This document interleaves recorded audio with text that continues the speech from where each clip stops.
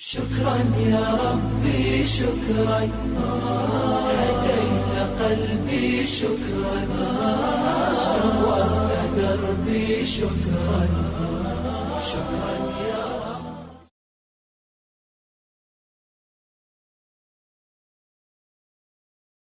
إن الحمد لله نحمده ونستعينه من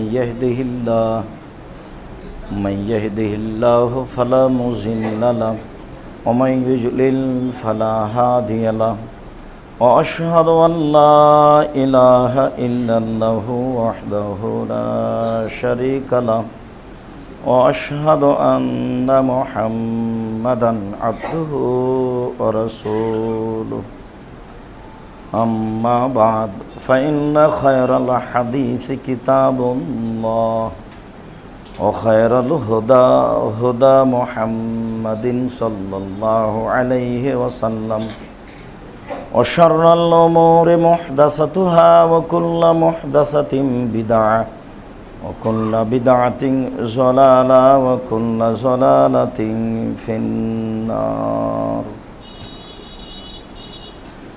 أعوذ بالله من الشيطان الرجيم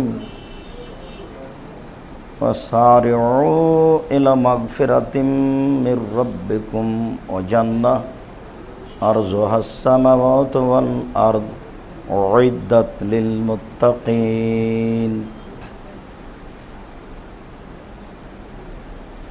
সম্মানিত মসজিদের মুসল্লি, প্রশংসা আল্লাহর জন্য, শান্তি অবতীর্ণ হোক আল্লাহর রাসূলের উপর সাল্লাল্লাহু আলাইহি ওয়াসাল্লাম। আজ জুমার খুতবায় সংক্ষিপ্ত বক্তব্যের বিষয় সাধারণ দান। আমরা রমজানে পর্যায়ক্রমে আলোচনা পেশ করছি। তার প্রথম জুমায় আমাদের আলোচনা ছিল সিয়ামের কিছু আলোচনা, সিয়ামের গুরুত্ব, সিয়ামের কিছু বিধান। রমজান মাসে মানুষের জরুরি কিছু কাজ থাকে, তার একটি হচ্ছে যাকাত। আর মানুষ কিছু বেশি নেকি করে নেবে, তার একটি বড় মাধ্যম হচ্ছে দান। আমরা দান সম্পর্কে এক গুরুত্বপূর্ণ সংক্ষিপ্ত বিবরণের চেষ্টা করব ইনশাআল্লাহুল আজিজ। যেসব মাধ্যমগুলি দিয়ে মানুষ সহজেই জান্নাত পাবে, তার একটি বড় মাধ্যম হচ্ছে দান। অবশ্যই এখানে এত গুরুত্ব পেশ করা হয়েছে এই জন্য যে এর মাধ্যমে আরও মানুষের রুজির ব্যবস্থা করা হয়েছে। ঠিক যেমনটি যাকাতের বিষয়টি খুব কঠিনভাবে পেশ করা হয়েছে। ইসলাম নির্ভর করে 5টি জিনিসের উপরে, তার একটি যাকাত। যাকাতের বিষয়টি যেভাবে আল্লাহ তাআলা পেশ করেছেন, অন্যান্য বিষয়কে সেভাবে পেশ করেননি।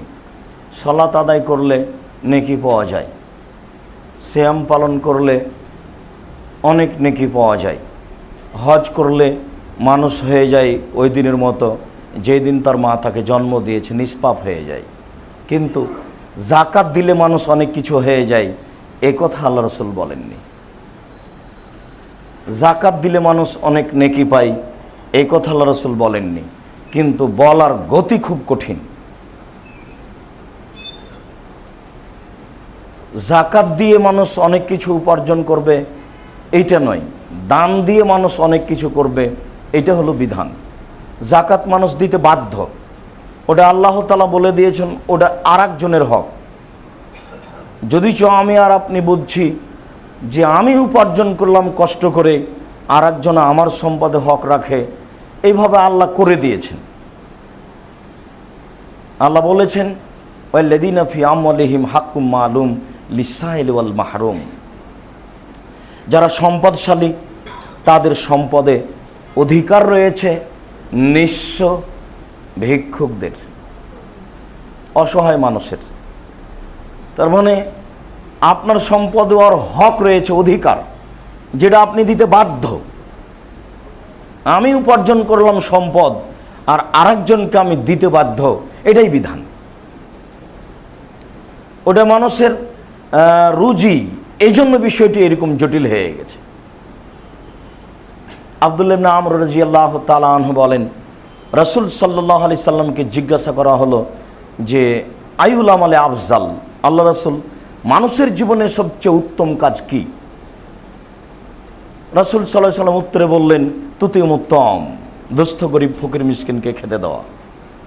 এই কাজটা একটা মানুষের জীবনে গুরুত্বপূর্ণ কাজ, মানে এটা দান। তো এটা এত গুরুত্ব পেশ করা হচ্ছে কেন? এ দিয়ে আর একজনের রুজির ব্যবস্থা করা হয়েছে, এ কারণেই এটার এত গুরুত্ব। ঠিক দানের বিষয়টি রাসূল সাল্লাল্লাহু আলাইহি সাল্লাম এমনভাবে বলছেন, আল্লাহ তাআলা এমনভাবে বলছেন যে ফরজ নয়, তবু মানুষের জন্য জরুরি, মানুষ এটা করবে এবং এরপরে সে এর মাধ্যমে অনেক কিছু পেয়ে যাবে। আবু মুসা আশআরী রাদিয়াল্লাহু তাআলা আনহু বলেন, রাসূল সাল্লাল্লাহু আলাইহি সাল্লাম বলেছেন, আস-সাদকাতু বুরহান, দান হলো দলিল, যা দিয়ে মানুষ কিছু দখল করতে পারে। আমরা বলবো যে এই জমিটা আমার, প্রমাণ এই যে দলিল আছে, এই বাড়ি আমার, এই যে দলিল আছে। তো রাসূল সাল্লাল্লাহু আলাইহি সাল্লাম সাদকা, দানকে বললেন দান হলো দলিল। আমি দান করে দলিল অর্জন করে কি করব? আমি বিচারের মাঠে জান্নাত দখল করব। এই জন্য রাসূল সাল্লাল্লাহু আলাইহি সাল্লাম বলেছেন, আস-সাদকাতু বুরহান, দান হলো দলিল। আল্লাহ তাআলা বলেন, ওয়াসারিউ ইলা মাগফিরাতিম মির রাব্বিক, পৃথিবীর মানুষ তোমরা দ্রুত তোমাদের প্রতিপালকের ক্ষমার দিকে আগিয়ে যাও। তোমাদের প্রতিপালকের পক্ষ থেকে ক্ষমা রয়েছে, দ্রুত সেদিকে আগিয়ে যাও। কি করলে তোমরা ক্ষমা পাবা, এ ব্যাপারে তোমরা আগাও। এরপরে আল্লাহ তাআলা বলছেন অজান্নাতিন, আর জান্নাত, জান্নাত পাওয়ার জন্য তোমরা দ্রুত আগাও। আগে ক্ষমা না হলে তো জান্নাত হয় না, এই জন্য আল্লাহ তাআলা আগে ক্ষমার কথা বলেছেন, তারপরে জান্নাতের কথা বলছেন। এরপরে আল্লাহ তাআলা জান্নাতের একটা বিবরণ দিচ্ছেন, আরজুহাস সামাওয়াতু ওয়াল আরজ, জান্নাতের প্রশস্ততা হচ্ছে আকাশ জমিনের প্রশস্ততা। এটা আমি আর আপনি কি বুঝলাম? জমিন থেকে আকাশের ব্যবধান যত, জান্নাতের প্রশস্ততার ব্যবধান তত। জমিন থেকে আকাশের ব্যবধান কত তা মানুষ হিসাবে আনতে পারবে না। রাসূল সাল্লাল্লাহু আলাইহি সাল্লাম বলেছেন 500 বছরের পথ। সেই যুগে দ্রুতগামী ঘোড়া 500 বছর দৌড়ালে যা যেত তাই। বর্তমানে দ্রুতগামী বিমান 500 বছর উড়ে গেলে যত পথ যাবে, জমিন থেকে আকাশের ব্যবধান তত। 50 বছর পরে, 5000 বছর পরে মানুষ সবচেয়ে দ্রুতগামী বাহন তৈরি করবে, সেইটা 500 বছর উড়ে গেলে যত যাবে, জমিন থেকে আকাশের ব্যবধান তত, জান্নাতের ব্যবধান তত। বলেন জান্নাত কত বড়, বলেন জান্নাত কত প্রশস্ত। এটা মানুষের থাকার ব্যবস্থা। এমনিতে আমরা মাঝে মধ্যে অবগত হই এইভাবে যে আব্দুল্লাহ ইবনে আব্বাস রাদিয়াল্লাহু তাআলা আনহু বলেন, রাসূল সাল্লাল্লাহু আলাইহি সাল্লাম বলেছেন, আল্লাহ তাআলা বলেন, আ'দাতু লিইবাদিয়াস সলিহিনা, আমি আমার ভালো বান্দাদের জন্য এমনভাবে জান্নাত রেডি করেছি, প্রস্তুত করেছি, মা রাআত আইনুন, যেটা চোখ কোনোদিন দেখেনি। পৃথিবীতে মানুষের চোখ অনেক কিছু দেখেছে, কিয়ামত পর্যন্ত আরো কিছু দেখবে। এরপরেও জান্নাত তার চেয়ে ভিন্ন। ওমা সামিয়াত উযুনুন, যেটা মানুষের কান কোনোদিন শুনেনি। মানুষের কান অনেক কিছু শুনেছে, আরো শুনবে, এরপরেও জান্নাত তার চেয়ে ভিন্ন। ওমা খাতারা বিকালবি বাশার, জান্নাত এমন কিছু যেটা মানুষের অন্তর কোনোদিন ভাবেনি। অথচ মানুষ এখন অনেক প্রাসাদ, অনেক সুন্দর বাড়ি ঘর, গাড়ি, এটা ভাবছে। জান্নাত তার চেয়ে ভিন্ন। বলেন তো এই তিনটা বাক্যের ফলাফলে জান্নাতের বিবরণ কি দিয়ে বুঝাই? কেমন হতে পারে জান্নাত? আল্লাহ নিজে বলছেন, আমি আমার ভালো বান্দাদের জন্য এমন জান্নাত প্রস্তুত করেছি যেটা মানুষের চোখ কোনোদিন দেখেনি, যেটা মানুষের কান কোনোদিন শোনেনি, যেটা মানুষের অন্তর কোনোদিন ভাবেনি। বলেন সেই জিনিসটা কি? সেটা জান্নাত। সেটা কেমন? আল্লাহ তাআলা তার বিবরণ দিতে গিয়ে বললেন, তার প্রশস্ততা হচ্ছে আকাশ জমিনের প্রশস্ততা। তার পরের বাক্যে বললেন, উইদ্দাল লিল মুত্তাকিন, এটা পরহেজগার মানুষের জন্য প্রস্তুত করা হয়েছে। এবার আমি আর আপনি টিকলাম কিনা? পরহেজগার মানুষ, প্রত্যেক অপছন্দ কথা ও কর্ম থেকে বিরত থাকে যে, সে হলো পরহেজগার। পরহেজগার ভাষাটা উর্দু ভাষা। ইত্তেকা, মোত্তাকিন, পরহেজগার মানুষ, পরহেজগার। আমরা এমনিতে বলি ও খুব পরহেজগার। তো পরহেজগার সরাসরি অল্প ভাষাতে এইভাবে বুঝি, প্রত্যেক অপছন্দ কথা ও কর্ম থেকে বিরত থাকে যে। আর এইদিকে তো আল্লাহকে সন্তুষ্ট করার জন্য ইবাদত আছেই। তাহলে যে অপছন্দ কথায় জড়াই, অপছন্দ কর্মে জড়াই, সে পরহেজগার নয়। এই কথাটাকে আল্লাহ রাসূল অন্য জায়গাতে এইভাবে বলেছেন, পরহেজগার হচ্ছে সেই লাইসমা ফিহে ওয়ালা বাগিয়া ওয়ালা গিল্লা ওয়ালা হাসাদা। চারটা জিনিস নেই যার, সেই পরহেজগার। এক, যার পাপ নেই। তো পাপ নেই এমন আবার মানুষ হয়? আল্লাহ রাসূল তো অন্য জায়গাতে বলেছেন, কুল্লু বানি আদম খাত্তা, আদম সন্তানই পাপী। ওটা তো বুখারী মুসলিম। তাহলে এখানে পাপ নেই। পাপ হলেই যে ক্ষমা চাই, তার পাপ নেই। মানুষ মাত্র পাপ হয়েই যাবে, এই কারণে কুল্লু বানি আদম খাত্তা, আদম সন্তানই পাপী। তার পরের বাক্যে রাসূল সাল্লাল্লাহু আলাইহি ওয়াসাল্লাম বলছেন, খায়রুল খাত্তাইনা তাওয়াবুন, সবচেয়ে ভালো পাপী ওই পাপ করার পরে যে বলে আমার ভুল হয়েছে, আল্লাহ তুমি আমাকে মাফ করো। কোনো মানুষের কাছে তো আর ক্ষমা চাওয়া লাগবে না, ক্ষমা করে কি না, মান সম্মানের ব্যাপার, কেমনে বলি, এরকম কিছু নয়। যার কাছে ক্ষমা চাওয়া হচ্ছে তিনি সাধারণ কিছু নন, তিনি একজন সত্তা, মানুষের অগোচরে থাকেন। তার কাছে নির্জনে বিনয়ে দুই চোখের পানি ঝরিয়ে বলতে হবে, আমার ভুল হয়েছে, তুমি আমাকে মাফ করো। তখন এই ব্যক্তি হয়ে যাবে সবচেয়ে ভালো মানুষ। রাসূল সাল্লাল্লাহু আলাইহি ওয়াসাল্লাম বললেন, পাপ নাই যার, হলেই ক্ষমা চাই, তাই পাপ নেই। দুই, ওয়ালা বাগিয়া, সীমালঙ্ঘন নেই যার। আমরা কোনো এক সময় সীমালঙ্ঘন দেখাতে গিয়ে বলেছিলাম যে কেউ কারো বাড়ি দখল করে নিল জোর করে, এটা একটা সীমালঙ্ঘন। 100 মরিচ কিনবে, তো বলছে 100 মরিচ দাও। এরপরে লোকটা দাঁড়িপাল্লা ঠিক করেছে 100 মরিচের, আপনার হাতে একটা মরিচ ছিল, আপনি নিয়েছেন, দেখি কেমন মরিচটা। এখন আপনার এই হাতের মরিচটা কোথায় রাখবেন? দাঁড়িপাল্লা তো রেডি হয়ে গেছে। যদি হাতের মরিচটা আপনি আপনার পাল্লায় রাখেন, এটা একটা সীমালঙ্ঘন। আর যদি তার ডালিতে রেখে দেন, তার ওই পাত্রে, তাহলে আপনি বেঁচে গেলেন। ওইটা বড় আর এটা ছোট, এর মধ্যে কত সীমালঙ্ঘন আছে। যার সীমালঙ্ঘন নেই সেই পরহেজগার। 3, ওলা গিল্লা, যার আমানতের খেয়ানত নেই সেই পরহেজগার। 4, ওলা হাসাদা, যার হিংসা নেই সেই পরহেজগার। মানুষ হিংসাতেই জ্বলে। আর এই যে নির্বাচন পদ্ধতি, মানুষকে মনে হচ্ছে যে হিংসা দিয়ে জন্ম দিয়েছে, এরকম মনে হচ্ছে। কত যে পরিস্থিতি সমাজে নেমে আসছে, যা সরাসরি মানুষকে হিংসা তার ভিতরে জন্মাচ্ছে, তাতে তার পরহেজগারিতা কেটে যাবে। 4টে জিনিস থাকে না যার, সেই হলো পরহেজগার। আল্লাহ তাআলা বলছেন, উইদ্রাত লিল মুত্তাকিন, জান্নাত তৈরি করা হয়েছে, প্রস্তুত করা হয়েছে পরহেজগার মানুষের জন্য। পরহেজগার মানুষকে অত্র আয়াতের পরের অংশে আল্লাহ তাআলা 3টা গুণ উল্লেখ করেছেন। তার একটা গুণের সাথে আজকের আলোচনা সম্পৃক্ত। আল্লাহ তাআলা বললেন, আল্লাযীনা ইউনফিকুনা ফিস সাররাই ওয়াজ যাররাই, যারা আল্লাহর পথে দান করে সচ্ছলতায় অসচ্ছলতায়। সচ্ছল মানুষকেও দান করতে হবে, অসচ্ছল মানুষকেও দান করতে হবে। ব্যবসা নিয়ে অনেক সমস্যার মধ্যে পড়ে গেছেন, এরপরেও দানের হিসাব ভিন্ন মাথায় রেখে দিতে হবে, নইলে তো আপনি পরহেজগারের একটা জোরালো পাতা থেকে দূরে সরে যাচ্ছেন। আল্লাহ তাআলা বললেন যে পরহেজগারের জন্য এটা প্রস্তুত। তো পরহেজগারকে এই কথা বলতে গিয়ে প্রথমেই বললেন, সচ্ছলতায় অসচ্ছলতায় যে দান করে সেই পরহেজগার। 2 নম্বরে আল্লাহ তাআলা উল্লেখ করলেন, অল কাযিমিনাল গায়জ, যে রাগকে ধরে রাখতে পারে সেই পরহেজগার।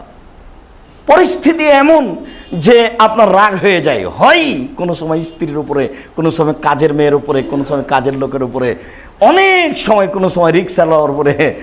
রিক্সাওয়ালাকে টাকা না দেওয়াটা আপনার সফলতা। আচ্ছা, ও নয় 5 টাকা বেশি চেয়েছে, তো গরিব মানুষ, একটু ঘুরিয়ে ঘুরিয়ে কোন দিকে নিয়ে গেছেন, তো তখন ও টাকা বেশি চেয়েছে, আপনি খেপে গেলেন। আপনার তো সব টাকা নেবে না, যে রিক্সাওয়ালাকে আপনার সব টাকা নেবে? ওর ওপরে এত খেপে গেলেন কেন? একজন রিক্সায় উঠলো, তা আমি উঠলাম, তা আমি বললাম যে রিক্সা ভাড়া ঠিক করলেন না। তখন বলছি যে কী ভাড়া ঠিক করবো, ও কি আমার সবই টাকা নেবে? সম্মানিত মসজিদের মুসাল্লি, বলছিলাম বিষয়টি যে মানুষকে মাফ করতে হবে, কাজ রাগকে দমন করতে হবে, এই হলো পরহেজগার, এর জন্য জান্নাত প্রস্তুত। 3 অল আফিনানিন নাস, মানুষকে মাফ করতে হবে। মানুষকে মানুষ মাফ করতে পার সহজে চায় না, অথচ আল্লাহর কাছে সবাই ক্ষমা চায়, আর সবার জন্য আল্লাহ ক্ষমা করার জন্য প্রতীক্ষমান রয়েছেন। একটু রাগ বেশি হয়ে গেলে মানুষ বলে ওকে আমি জিন্দেগিতে কোনোদিন মাফ করব না, আমার সাথে এই আচরণ করে। এই জন্য আল্লাহ তাআলা বলছেন যে আমি জান্নাত রেডি করেছি, তবে 3 শ্রেণীর মানুষকে দিব। 1, যে দান করে, 2, যে রাগকে দমন করে, 3, যে মানুষকে ক্ষমা করে। এই 3 শ্রেণীর পর্যন্ত আল্লাহ থেমে গেলেন এখানে। সম্মানিত মসজিদের মুসাল্লি, আল্লাহ তাআলা অন্য জায়গাতে বলেন মান যাল্লাযী ইউকরিজুল্লাহা কারজান হাসানা ফায়ুযাইফু লাহু আযআফান কাসীরা। কে এমন যে আল্লাহকে কর্জ দিতে পারে? আল্লাহর কর্জের প্রয়োজন, আল্লাহ আপনাদের কাছে টাকা চাচ্ছেন। কে এমন যে আল্লাহকে কর্জ দিতে পারে? মানুষ যদি আল্লাহকে কর্জ দিতে পারে, তাহলে আল্লাহ যখন দিবেন তখন তার চেয়ে 100 গুণ বেশি করে দিবেন। কত গুণ বেশি করবেন হিসাব করেননি, 100 গুণ মানে অনেক গুণ, অনেক গুণ বেশি করে দিবেন। এই কথাটাকে রাসূল সাল্লাল্লাহু আলাইহি ওয়াসাল্লাম অন্য জায়গাতে এইভাবে বলেছেন, মা নাকাসাত সাদকাতুন মিন মালিন। দান মানুষের টাকাকে কমায় না। এক পর্যায়ে আমরা এই অংশের সংক্ষিপ্ত হয়তোবা বলবো, স্মরণ নাও থাকতে পারে, এখানে একটু বলে রাখি। আল্লাহ তাআলা বলছেন ইয়ামহাকুল্লাহু রিবা ওয়া ইউরবিস সাদাকাত। সুদ মানুষের টাকাকে কমিয়ে দেয়। সুদ খেলে মানুষকে একদিন না একদিন ভিক্ষুক হতে হবেই। আর ভিক্ষুক হওয়াটা এইভাবে যে এক এলাকার কিছু মানুষ নিঃস্ব হয়ে যাবে, আর কিছু মানুষের কাছে টাকা বেশি হয়ে যাবে। ভিক্ষুকটা এইভাবে সারা পৃথিবীর কয়েকটা দেশে সব টাকা জমা হয়ে যাবে, বাকি দেশগুলি নিঃস্ব হয়ে যাবে। এটা হলো ভিক্ষুক হওয়ার পদ্ধতি। মানুষ সুদ খেলে টাকা কমবেই, এ তো আল্লাহ বলছেন। যদিচ যারা ব্যাংকের হিসাব নিকেশ করছে, যারা সুদের উপরে টাকা দিচ্ছে, তারা নগদ দেখতে পাচ্ছে যে আমার টাকা বাড়ছে, কিন্তু সুদ টাকাকে কমিয়ে দেয় এ কথা আল্লাহ বলছেন। এটা আপনি কিভাবে বুঝবেন? যারা ফাঁকি দিয়ে ব্যবসা করছে, 300 টাকার জামা 3000 টাকা বিক্রি করে দিল এমনিতে হঠাৎ করে, ও তো মনে করলো যে আমি একটা কিছু করেছি।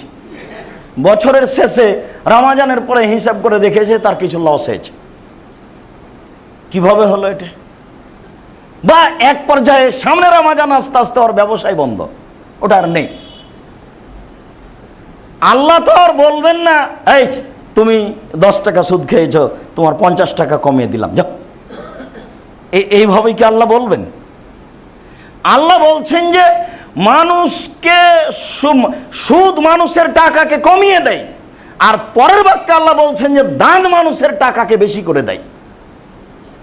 এই কথাটাই রাসূল সাল্লাল্লাহু আলাইহি ওয়াসাল্লাম এভাবে বলছেন। আবু হুরায়রা রাদিয়াল্লাহু তাআলা আনহু বলেন, রাসূল সাল্লাল্লাহু আলাইহি সাল্লাম বলেছেন, আল্লাহ তাআলা বলেন, ইবনে আদম, আদমের ছেলেরা শোনো, উনফিক আলাইকা, তুমি দান করো আমি তোমাকে পাল্টা দিব, তুমি দান করো আমি তোমাকে বেশি করে দিব। আর এইখানে আল্লাহ তাআলা বলছেন তোমরা আল্লাহকে দান করো, তাহলে আল্লাহ তোমার টাকাকে বেশি করে দিবেন। আল্লাহ তাআলা বলছেন কোন জায়গায়, ওয়াকরিজুল্লাহ কারজান হাসানা, তোমরা আল্লাহ তাআলাকে কর্জে হাসানা দাও। ভালো কর্জ, ভালো কর্জ 2 রকম। একটা হলো মনটা পরিষ্কার আছে এই সময়তে দাও, একটা হলো ধান দিচ্ছেন, চাউল দিচ্ছেন, পরিষ্কারটা দিয়েন, মানে যেগুলো ভালো নয়, যেগুলো বাজারে কম দাম, সেটা দিয়েন না। কোনো স্বার্থ রাখেন না, তাহলে হলো আল্লাহকে ভালো কর্জ দেওয়া।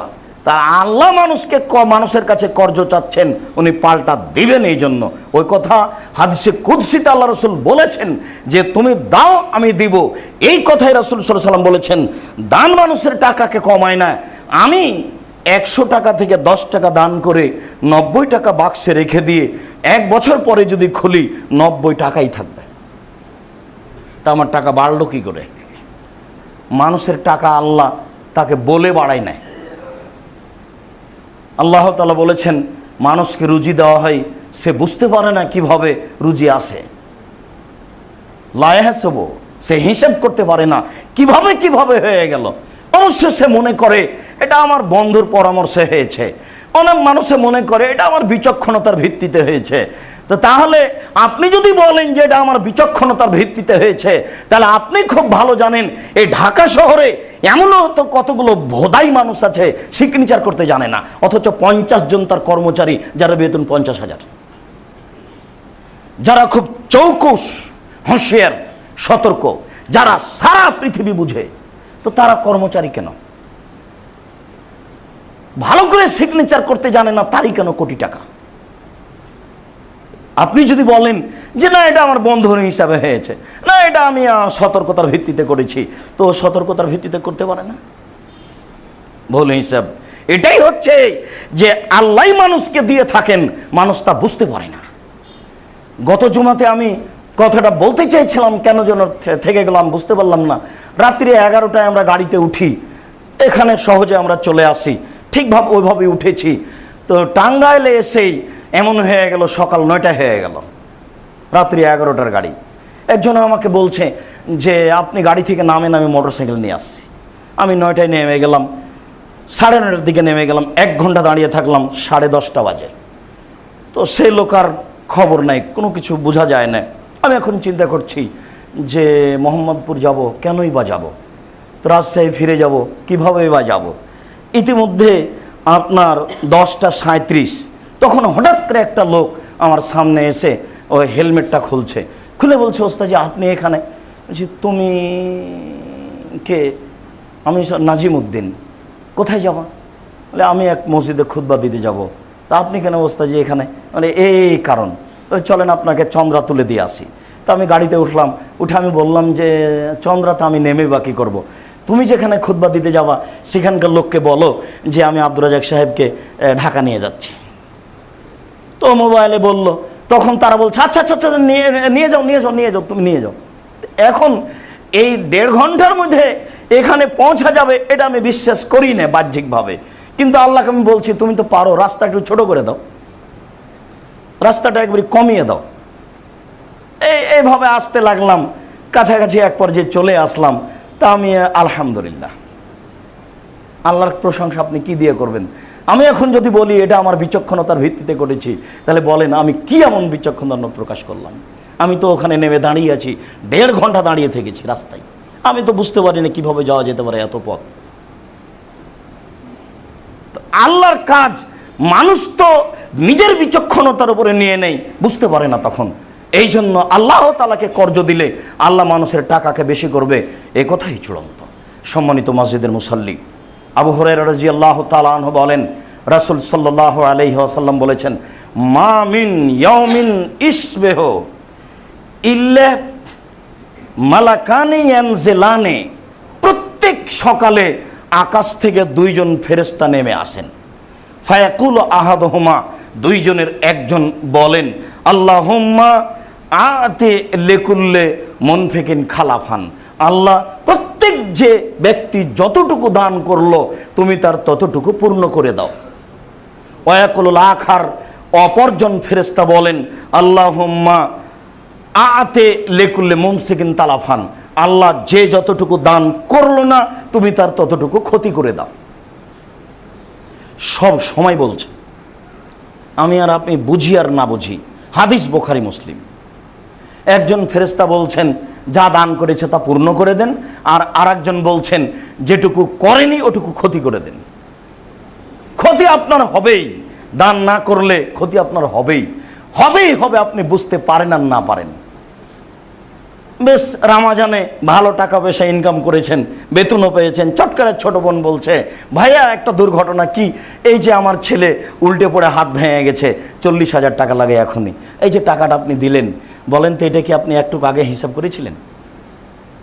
এখন নেন, ঠেকান টাকা দেখি।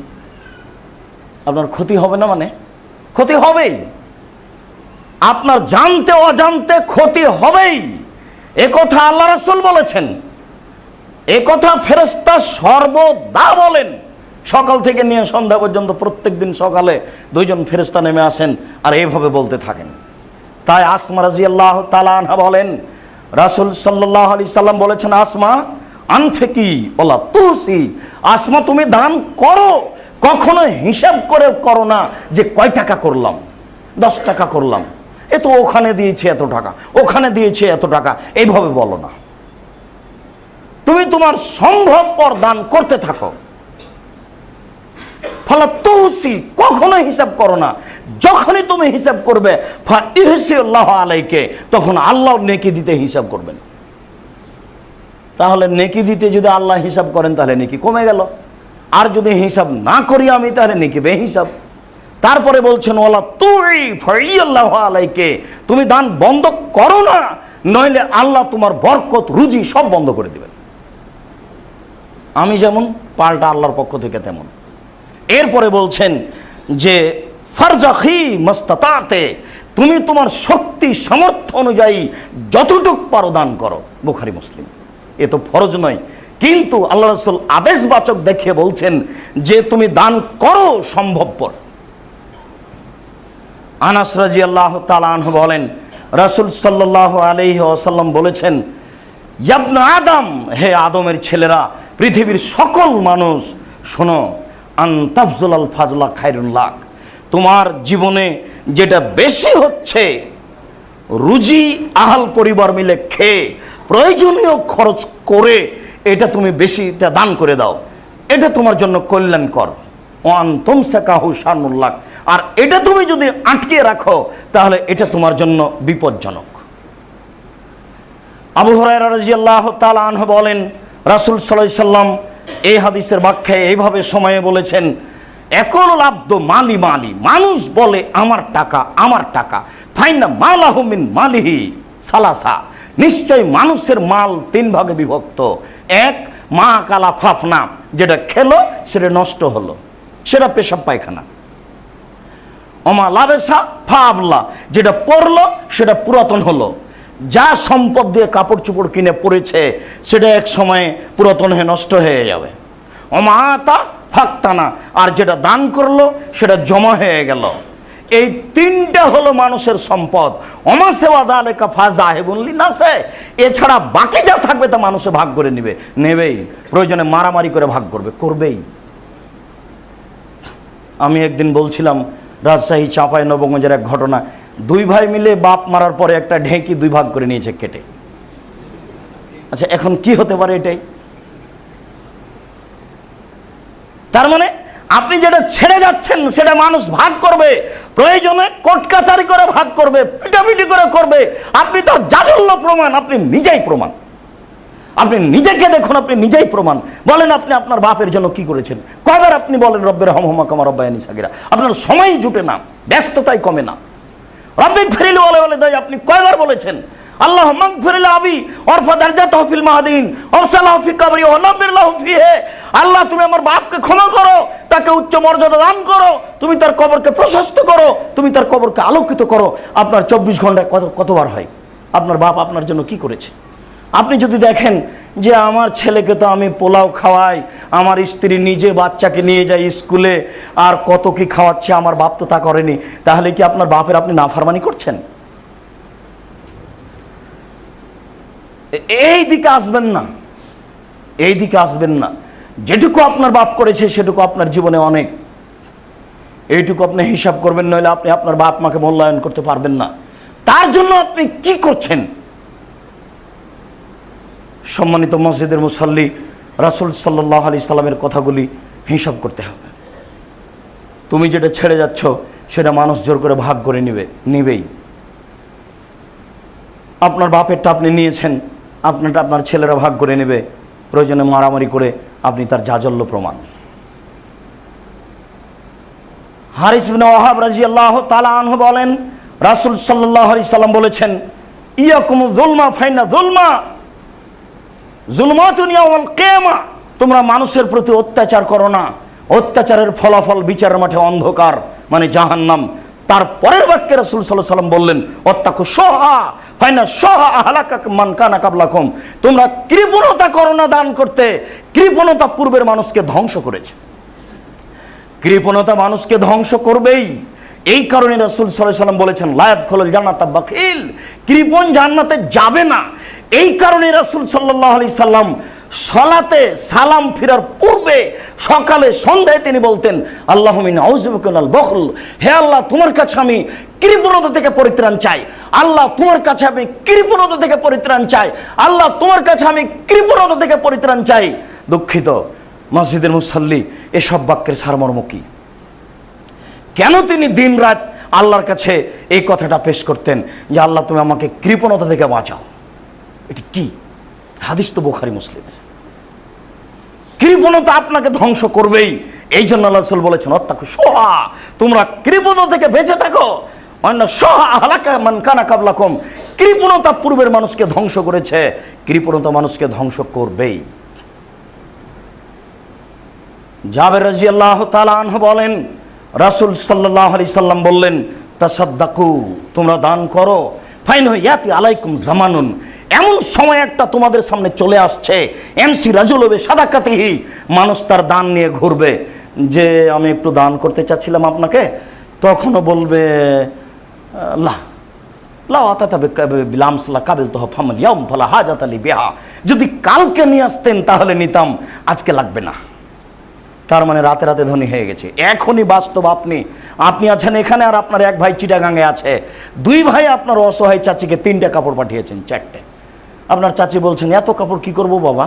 দেখেন এখনই এদেশেই, যে দেশে ভিক্ষুকের অভাব নেই, তাহলে যে দেশে ভিক্ষুকই নেই সে দেশে টাকা কে নিবে? অচিরে এখানেও হবে। শতবার বলা আছে, আমরা অবগত আছি, মানুষের টাকা এত বেশি হবে। 20 বছর পূর্বে মোহাম্মদপুরে যত টাকা ছিল আজকে তার চেয়ে 100 গুণ বেশি। মানুষ বেশি হতে হতে হতে হতে যদি মানুষের কাঁধের উপরে চড়ে থাকে তবুও টাকা বেশি হবেই। সন্তান কমালে সুখী সংসার হয়, এ কথা মিথ্যা।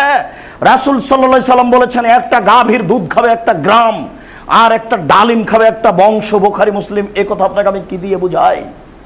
15 বছর পূর্বে একটা গাভীর দুধ হতো হাফ কেজি থেকে 3 কেজি, এখন একটা গাভীর দুধ হয় 3 কেজি থেকে 40 কেজি।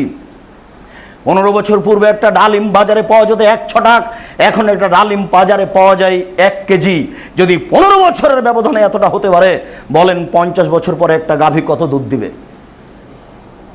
আপনার কাছে কি হিসাব আছে? অতএব টাকা বেশি হবেই। এই জন্য আল্লাহ রাসূল বলেছেন, দেখো যেদিন দান কেউ নিবে না সেদিন কি করবা? তাহলে যে এত বড় সফলতা তোমার ছুটে গেল, তাড়াতাড়ি তাড়াতাড়ি দান করো। আনাস রাদিয়াল্লাহু তাআলা আনহু বলেন, রাসূল সাল্লাল্লাহু আলাইহি সাল্লামকে জিজ্ঞাসা করা হলো, আই সাদকাত আযম, আল্লাহ রাসূল কোন দানে সবচেয়ে বেশি নেকি হয়, কোন দানে বেশি নেকি পাওয়া যাবে? তখন রাসূল সাল্লাল্লাহু আলাইহি সাল্লাম বললেন, আনতা সাদ্দাকা ওয়া আনতা সাহিহুন শাহীহুন তাকসাল ফাকরা তা'মালুল গিনা। 4টে জিনিস যখন তোমার ভিতরে অবস্থান করবে আর দান করবে, তখন তোমার জন্য নেকি হবে বেশি। 1, তুমি সুস্থ। 2, তুমি টাকার লোভী। 3, দিলে কমে যাবে। 4, বেশি হওয়ার পরিকল্পনা। অনেক পরিকল্পনা আছে, জমি কিনা অথবা ভ্যান তৈরি করা কিছু। এই 4টা জিনিস যখন একসাথে ভিতরে অবস্থান করবে, এর পরেও যখন আপনি দান করতে পারবেন, তখন সবচেয়ে বেশি নেকি। বাপের জান যাই হাসপাতালে আছে, তখন বলছে যা করা লাগে করব। এখন কি করবেন? এখন আর নেকি হবে না।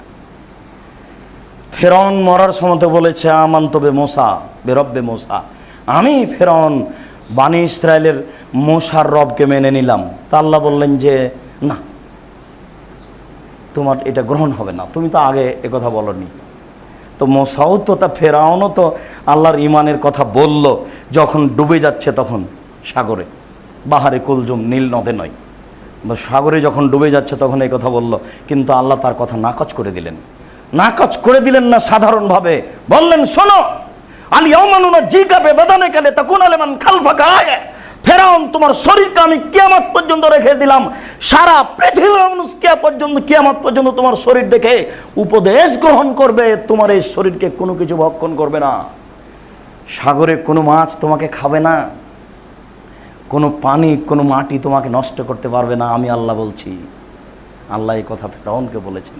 যখন ফেরাউন ডুবে গেল, যখন ফেরাউন এই কথা বলল, অসময়ে দান করে কি হবে, সময়ে দান করুন আজকে এখনই, তাহলে সফলতা অর্জন করা যাবে অনেক। আল্লাহ তুমি আমাদের তৌফিক দান করো, আল্লাহুম্মা আমিন। আল্লাহুম্মা সাল্লি আলাইহি ওয়া বারিক আলাইহি। আলহামদুলিল্লাহি ওয়াহদা ওয়াসসালাতু ওয়াসসালামু আলা মান লা নাবিয়্যা বাদা। আবু হুরায়রা রাদিয়াল্লাহু তাআলা আনহু বলেন, রাসূল সাল্লাল্লাহু আলাইহি সাল্লাম একদা বললেন, আলা কুল্লি মুসলিম সাদাকা, সকল মুসলিমকে দান করতে হবে। ফাকালু, সাহাবীগণ বলে বসলেন, ফাইনলাম ইয়াস্তাতে, যদি না পারে সবাই দান করবে, এই বাক্যটা কেমন, যদি না পারে? তখন আল্লাহ রাসূল বললেন, ফালইয়ামাল ফি বাইতিন নাস ফায়ানফাউ নাফসাহু ইয়াতাসাদ্দাকু। তো যদি না পারে তো মানুষের বাড়িতে কাজ করবে, মানুষের বাড়িতে কাজ করে যা পেয়েছে তা দিয়ে নিজে খাবে আর দান করবে। তাহলে দিন মজুরকে তিনি দান করতে বললেন। ফাকালু, তারপরে সাহাবীগণ বললেন, ফাইলাম ইয়াস্তাতে, যদি মানুষের বাড়িতে কাজ করতে না পারে তাহলে কি করবে? দেখেন সাহাবীগণ নিচে নেমে চলে আসছেন। তখন আল্লাহ রাসূল বললেন, ফাইনুজাল হাজাতিল মালহুফা, অসহায় মানুষের সহযোগিতা করবে। গাড়িতে আপনি যাচ্ছিলেন, গাড়িও দামি, আপনি মানুষও খুব সম্মানী, অনেক বড় চাকরি করেন, পাশে দেখছেন একটা ভ্যান ঠেকে আছে, কোনো মতেই ও একাই ঠেলে ওই উঁচুটা পার করতে পারছে না, গাড়ি পাশে থামিয়ে গাড়ি থেকে নেমে ভ্যানটা ঠেলে পার করে দিতে হবে, এটা জরুরি জিম্মেদারি। তাহলে মানুষের উপকার করবে, অসহায় মানুষের। তখন সাহাবীগণ বলছেন, ফাইনাল মেস্তাদে, এটাও যদি না পারে? তখন রাসূল সাল্লাল্লাহু আলাইহি সাল্লাম বললেন, ফায়ামুরু বিল খায়রে, তাহলে মানুষকে ভালো কথা বলবে। তখন সাহাবীগণ বলছেন যে ফাইনাল মেস্তাদে, এটাও যদি না পারে? তখন আল্লাহ রাসূল বললেন, ফায়ুমসিক নাফসাহু আনি শাররে ফাইনাল্লাহু সাদাকা, তাহলে নিজেকে পাপ থেকে ঠেকিয়ে রাখবে, এটাই তার দান। এ দেখেন দানের পর্যায়ে নিচে নামতে নামতে নামতে এখানে চলে আসলো। এক পর্যায়ে মানুষের যদি কিছুই না থাকে তাহলে ও যদি নিজেকে পাপ থেকে ঠেকাতে পারে, এটাই তার দান। আবু যার গেফারি রাদিয়াল্লাহু তাআলা আনহু বলেন, রাসূল সাল্লাল্লাহু আলাইহি ওয়াসাল্লাম বলেছেন, ওয়াইন্না বিকুল্লি তাসবিহাতিন সাদাকা, প্রত্যেক সুবহানাল্লাহ সাদাকা, অবে কুল্লে তাহমিদাতিন সাদাকা, প্রত্যেক আলহামদুলিল্লাহ সাদাকা, অবে কুল্লে তাহলিলাতিন সাদাকা, প্রত্যেক লা ইলাহা ইল্লাল্লাহ সাদাকা, অবে কুল্লে আমরিন বিল মারুফে সাদাকা, ভালো কাজের আদেশ করা সাদকা, অবে নাহিন আনিল মুনকারে সাদাকা, মন্দ কাজের নিষেধ করা সাদাকা। এইভাবে বলতে বলতে চলে আসলেন, আস্তে আস্তে আস্তে আস্তে বলছেন, অফি বজিয়ে আহাদেকুম সাদাকা, তোমাদের স্ত্রী মিলনও দান। যখনই সাহাবীগণ আমার আপনার মতো কিছু দেখেছেন তখনই বলতে বাধ্য হয়েছেন। সাহাবীগণ বলে উঠলেন, ইয়াতি রাজুলু শাহওয়াতাহু ফাইনাহু লাহু ফি আজর, একজন মানুষ তার প্রবৃত্তিকে ঠেকানোর জন্য তার স্ত্রীর কাছে যাবে আর এতে নেকি হবে, এটা কেমন কথা হলো আল্লাহ রাসূল? এটি কি কথা? তখন আল্লাহ রাসূল বলছেন, আর আইতুম, তোমাদের মতামত কি, ইনকানা হাযা ফিল হারাম, এই কাজটা যদি হারাম উপায়ে হয় তাহলে কি হবে? কারোর সাথে মিলন যদি, কোনো নারীর সাথে মিলন যদি হারাম উপায়ে হয় তাহলে কি হবে? সাহাবীগণ তো বলবেন, ফিহে বিজরুন, এতে পাপ হবে। তখন আল্লাহ রাসূল বললেন, এজা কানা ফিল হালালে ফায়ালাহু আজরুন, এটা যখন বৈধভাবে হবে তখন এটা নেকির কাজ হবে। ওটা যেমন পাপ ছিল এটা তেমন নেকি, ওটা যেমন পাপ ছিল এটা তেমন নেকি। মানুষের নেকির পথগুলি রাসূল সাল্লাল্লাহু আলাইহি সাল্লাম এইভাবে বলতে লাগলেন। সম্মানিত মসজিদের মুসল্লি, আবু হুরায়রা রাদিয়াল্লাহু তাআলা আনহু বলেন, রাসূল সাল্লাল্লাহু আলাইহি ওয়াসাল্লাম বলেছেন দানের বিষয়টি এইভাবে যে ইন্না সাদকাতা সিররে তুতফিউ গাযাবার রাব্বে, নিশ্চয় গোপন দান মানুষের রাগকে মিটিয়ে দেয়। কথা কি মনে থাকবে? মানুষ অনেক পাপ করে, পুরুষ নারী দিন রাত করে, তখন আল্লাহ তাআলা খুব রাগ করে থাকেন যে একে আমি জাহান্নামে দিব। বিচার তো আমি একদিন করব, প্রতিদিন করব না, যেদিন করব একে আমি জাহান্নামে দিব, জাহান্নামে এর জন্য আমি শাস্তির ব্যবস্থা রেখেছি। খুব রাগ করে থাকেন। রাগ করতে করতেই এক পর্যায়ে আপনি গোপনে দান করছেন, তখন ওই যে রাগ ছিল ওটা মিটে যাবে। রাসূল সাল্লাল্লাহু আলাইহি ওয়াসাল্লাম বলেছেন, ইন্না সাদকাতা সিররে তুতফিউ গাযাবার রাব্বে, নিশ্চয় গোপন দান আল্লাহর রাগকে মিটিয়ে দেয়। রাসূল সাল্লাল্লাহু আলাইহি ওয়াসাল্লাম বলেছেন, মানুষ বিচার মাঠে 7 শ্রেণীর মানুষ বিশেষ ছায়াতলে থাকবে। বিচার মাঠে 7 শ্রেণীর মানুষ বিশেষ ছায়াতলে থাকবে। তার এক শ্রেণীর মানুষ হচ্ছে রাজুলুন তাসাদ্দাকা বিসাদাকাতিন ফাহা হাত্তা লা তালামু শিমালুহু মা তুনফিকু ইয়ামিনুহু, এমনভাবে দান করলো গোপনে যে বাম হাত জানতে পারলো না ডান হাত কি দান করলো। এই কথা তো রাসূল সাল্লাল্লাহু আলাইহি ওয়াসাল্লাম বলেছেন। এটা তো একটা আরবি পরিভাষা। মানুষের তো 2টা অঙ্গ, মানুষের ডান হাত দান করলে বাম হাত বুঝতে পারবে না, এই কথাটা কি? এই কথাটা আসলে এইটা কথা নয়।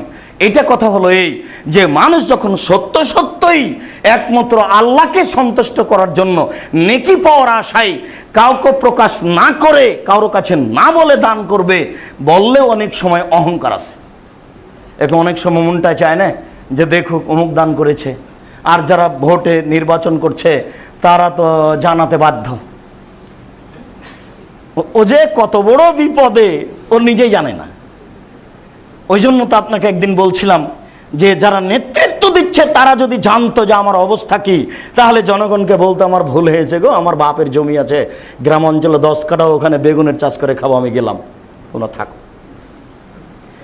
কিন্তু ও তো জানে না তার অবস্থা কি, তার অবস্থা কত জটিল।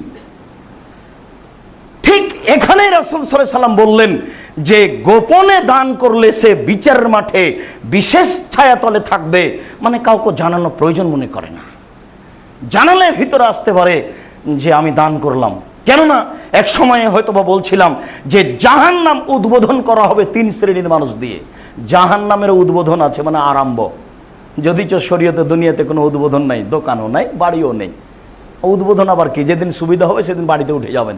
খবরদার হুজুরকে ডেকে কোরআন মাজিদ তেলাওয়াত করে জিলাপি খাওয়ায় বাড়িতে উঠবেন না, নাহলে ওর ভিত্তি হারাম, ভিত্তি না যায়। ও প্রতারক হুজুর, জাতিকে প্রতারণা দিয়েছে। সম্মানিত মসজিদের মুসাল্লি, রাসূল সাল্লাল্লাহু আলাইহি ওয়াসাল্লাম যে কথাগুলি বললেন সেই কথাগুলি আপনার কাছে কেমন? বলছিলাম রাসূল সাল্লাল্লাহু আলাইহি ওয়াসাল্লাম গোপনে দান করার কথাটি বললেন এইভাবে, মানুষ গোপনে দান করুক, মানুষের গোপনের দান আল্লাহর কাছে বেশি কবুল হবে। অন্যজন দেখলো এটা তার প্রয়োজন থাকলো না, যদিচ প্রকাশ্যে দান করাও এরকমই নেকি। আবু হুরায়রা রাদিয়াল্লাহু তাআলা আনহু বলেন, রাসূল সাল্লাল্লাহু আলাইহি সাল্লাম বলেছেন,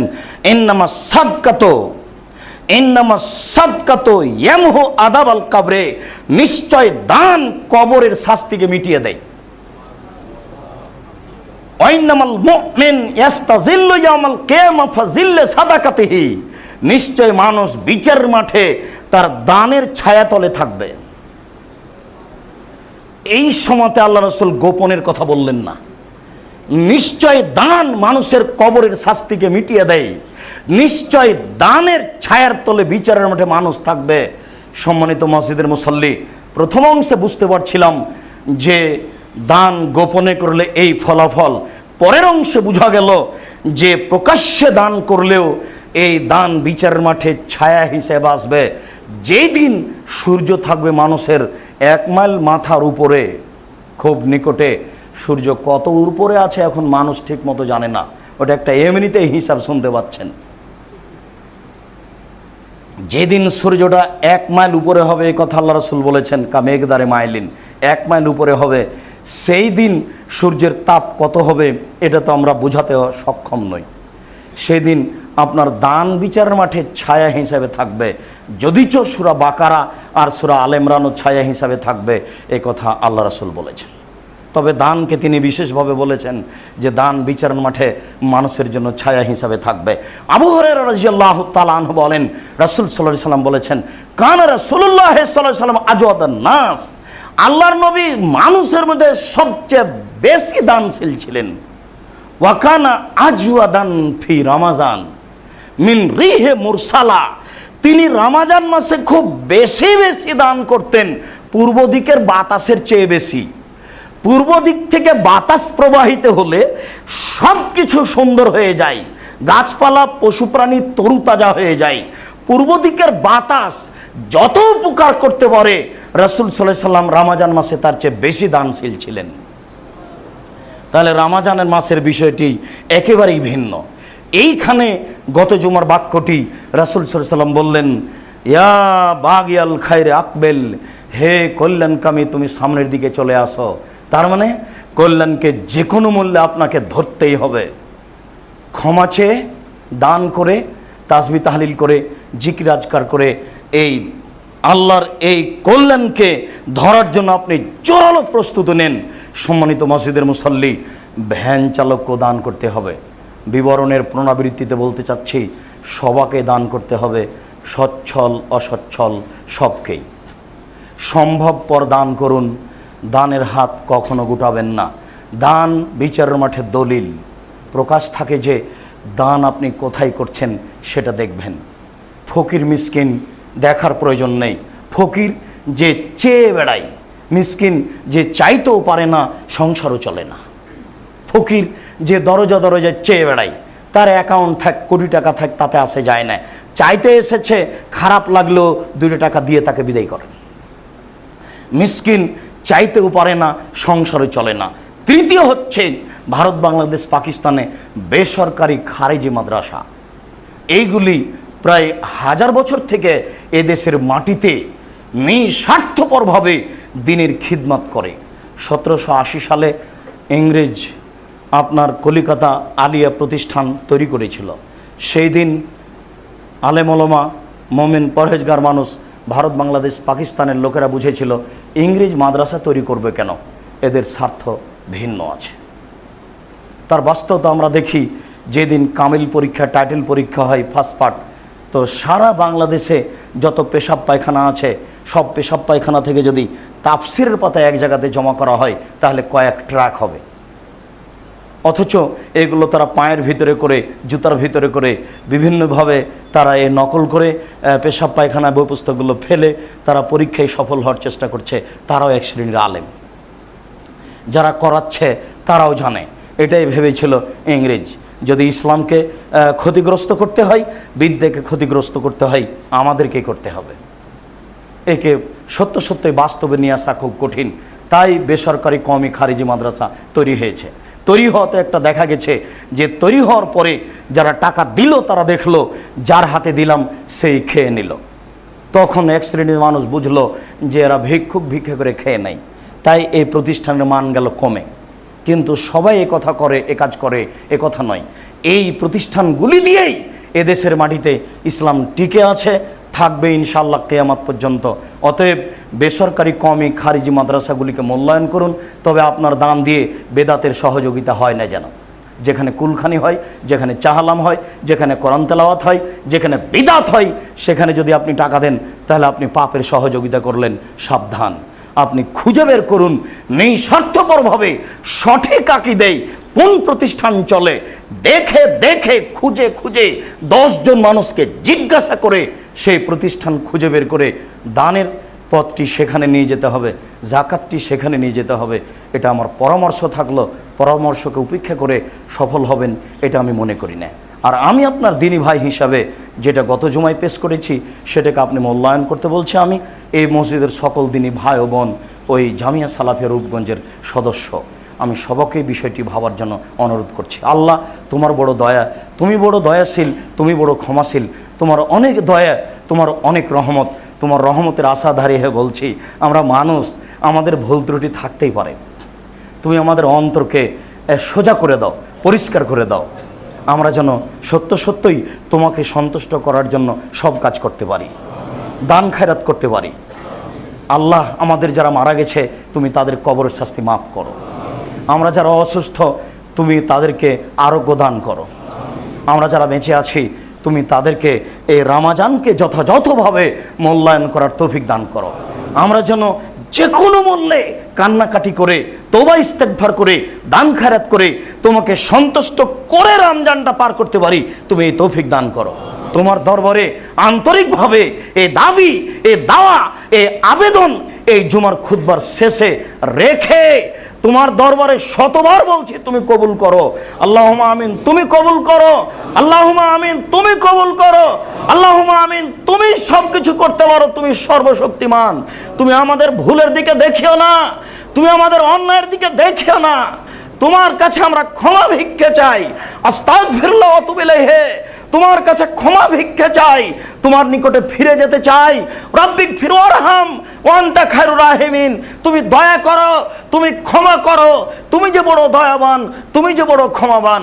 আন্নী মাসানিয়া যুররা ওয়া আনতা আরহামুর রাহিমিন, আমরা বিপদে তুমি সবচেয়ে বড় দয়াবান, আমরা বড় বিপদে তুমি বড় দয়াবান, তুমি বিশেষ দয়া দিয়ে আমাদেরকে মাফ করো। আল্লাহুম্মা আমিন। এই আবেদন আজকে জুমার খুতবার শেষে রেখে জুমার খুতবা এখানেই শেষ করলাম। সাল্লাল্লাহু আলাইহি ওয়াসাল্লাম।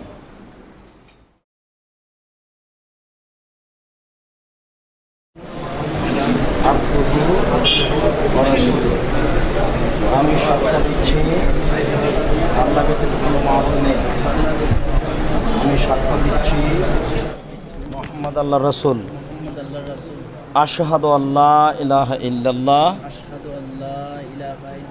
ওয়া আশহাদু আন্না মুহাম্মাদার রাসূলুল্লাহ।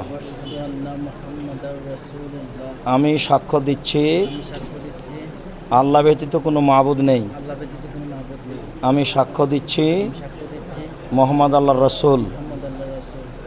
আল্লাহ তুমি আমাকে কবুল করো, আমি অমুসলিম থেকে ইসলাম গ্রহণ করলাম। আমি যেন আমার বাকি জীবন সঠিক দিনের উপরে থাকতে পারি। তুমি আমার ইহকাল পরকাল কল্যাণ করো। আল্লাহ তুমি আমাকে কবুল করো। আল্লাহ তুমি আমাকে কবুল করো। আল্লাহ তুমি আমাকে ঈমানের উপর রাখিও। আল্লাহ তুমি আমাকে কবুল করো। আচ্ছা, আসসালামু আলাইকুম। জাযাকুমুল্লাহ খায়র। হাইয়াকুমুল্লাহ।